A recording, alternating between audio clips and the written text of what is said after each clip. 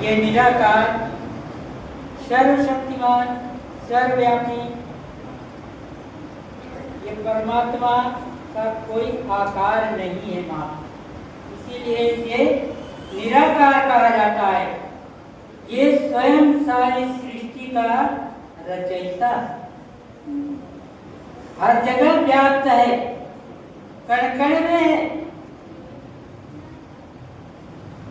पत्ते पत्ते में है, डाली डाली में। कहा भी गया है कि जमी जमा में बिके समस्त जोत है, न घाट है न वाद है, न वाद घाट होत है।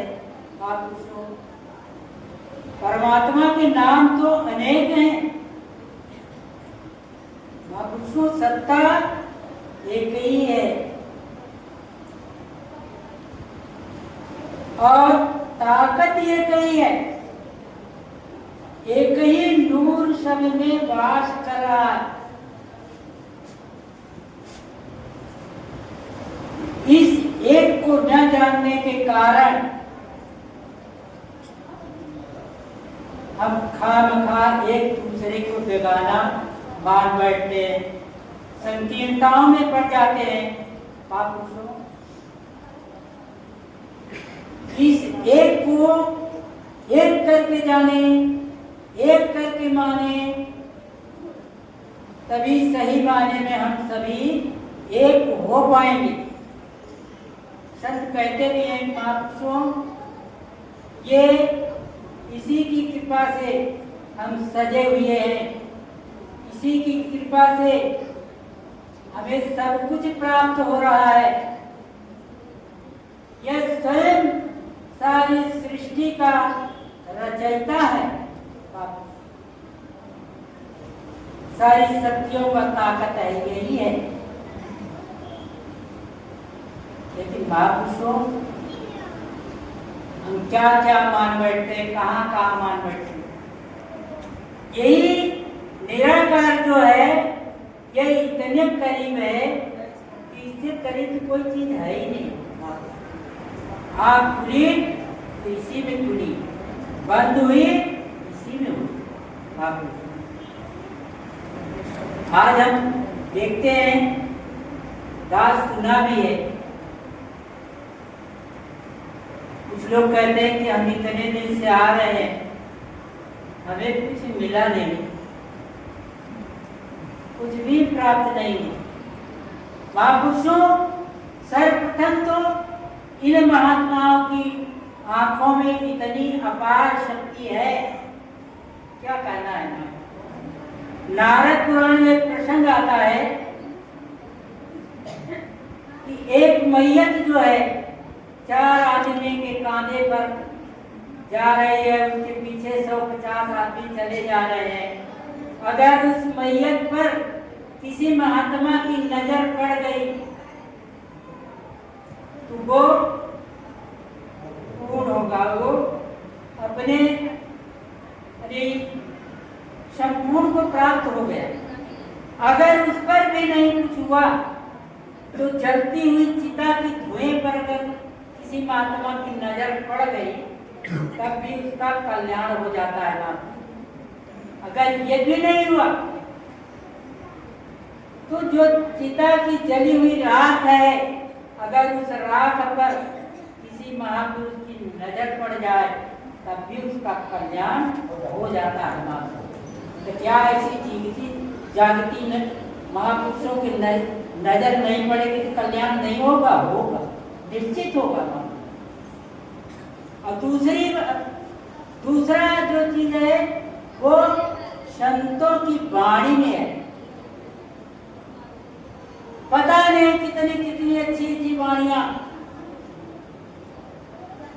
कल्याणकारी वाणियां निकलती है ना। उन वाणियों को, उस वचनों को सुन करके भी हमारा कल्याण, एक शब्द हम उसको धारण कर ले, अपने अंदर उसका आत्मसात कर ले तो हमारा कल्याण हो जाएगा ना। तीसरी चीज, ये महापुरुषों के चरणों में जो है, अगर हम झुक जाते हैं, चरणों पर पड़ जाते हैं तो हमारे शरीर के अंदर एक बिजली की धारा बहने लगती है, करंट जैसे होता है।